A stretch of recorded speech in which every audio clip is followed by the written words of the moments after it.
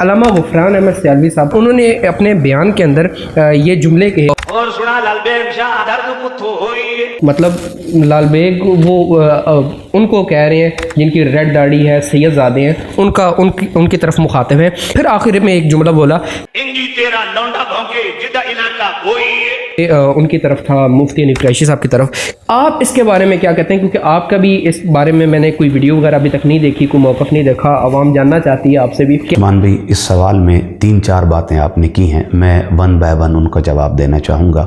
پہلی بات تو یہ ہے کل شیء یرجع الی الاصل، ہر بندہ اپنی اصل کی طرف لوٹتا ہے۔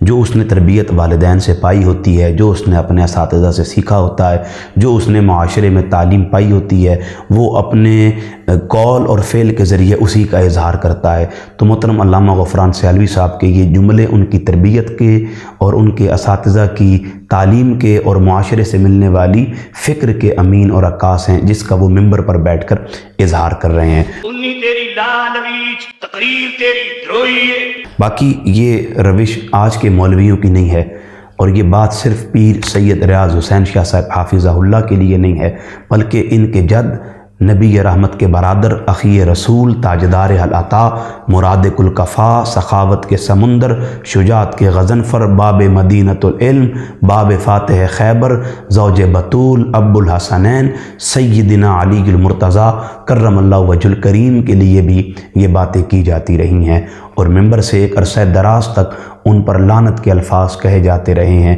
اور ان کے لیے سب اور شتم کو عام ممبر سے کیا جاتا رہا ہے۔ ہر مدینہ میں آنے والا اموی دور کا گورنر وہ نبی رحمت کے برادر پر ممبر سے لعنت کروایا بھی کرتا تھا اور کیا بھی کرتا تھا۔ تو اس لیے انہوں نے جن اسلاف سے تعلیم پائی ہے، یقیناً انہوں نے پھر اپنی تعلیم و تربیت کے مطابق ہی انہیں جو کچھ سکھایا ہے یا اس کا اظہار کر رہے ہیں۔ باقی جہاں تک سادات کے ادب کی بات ہے، وہ تو قرآن پاک میں بھی آیا تھا کہ ہم سادات کے بارے میں کچھ نہیں کہہ سکتے، اللہ تعالیٰ نے ہر رجس ان سے دور کر دیا۔ تو دیکھیں اس آیہ کریمہ میں بالتخصیص تو وہ 5 نفوس مراد ہیں، جن میں پہلی ذات کریم آقا صلی اللہ تعالیٰ علیہ وسلم کی ہے، پھر اس میں سیدہ کائنات ہیں، پھر علی المرتضیٰ ہیں، پھر سیدنا حسن اور سیدنا امام حسین ہیں۔ تو یہ وہ مقدس ازوات ہیں جنہیں کریم آقا نے کملی میں لیا، اور پھر یہ آیت قرآن مجید کی تلاوت فرمائی، انما یرید اللہ لیذھب عنکم الرجس اہل البیت ویطہرکم تطہیرا۔ اب اس آیہ کریمہ کو تلاوت کرتے ہوئے جس کملی میں یہ مقدس وجود موجود ہیں، ان کے سامنے ام سلمہ رضی اللہ تعالیٰ عنہ میری اور آپ کی والدہ موجود ہیں، انہیں بھی کملی میں شامل نہیں کیا گیا۔ سامنے روایت کرنے والی حدیث سیدہ عائشہ صدیقہ ہیں، انہیں بھی کملی میں شامل نہیں کیا گیا۔ تو یہ مقدس نفوس تھے جنہیں اللہ نے ہر رجس سے، ہر غلاظت سے، اور ان کے بارے میں گمان رجس سے بھی ان کو پاک کر دیا ہے۔ لیکن چلیں اب جن لوگوں کی تربیت تعلیم جو بھی ہو، وہ سادات کے بارے میں اسی فکر کا اظہار کرتے ہیں۔ باقی انہوں نے اعلیٰ حضرت امام محمد رضا خان فاضل بریلی نور اللہ مرکزہ کا نام لیا۔ اعلیٰ حضرت کہنے تکلیف تو کو ہوئی ہے۔ پہلی بات تو یہ ہے کہ ان موصوف کو چاہیے کہ یہ اعلیٰ حضرت کا ادب سادات کے باب میں عقیدہ پڑھ لیں، تو میرے خیال میں یہ اپنی موت آپ مر جائیں گے۔ باقی لوگ مادر پدر آزاد ہیں، شتر بے مہار ہیں، ان لوگوں کی اپنی مرضی ہے، جس طرح چاہیں گھومیں پھریں، جس پر چاہیں فتویٰ لگا دیں، جس کو چاہیں اپنی بغض اور حسد اور نفرت کا نشانہ بنا دیں، یہ ان لوگوں کے ساتھ خاص ہے۔ کیوں؟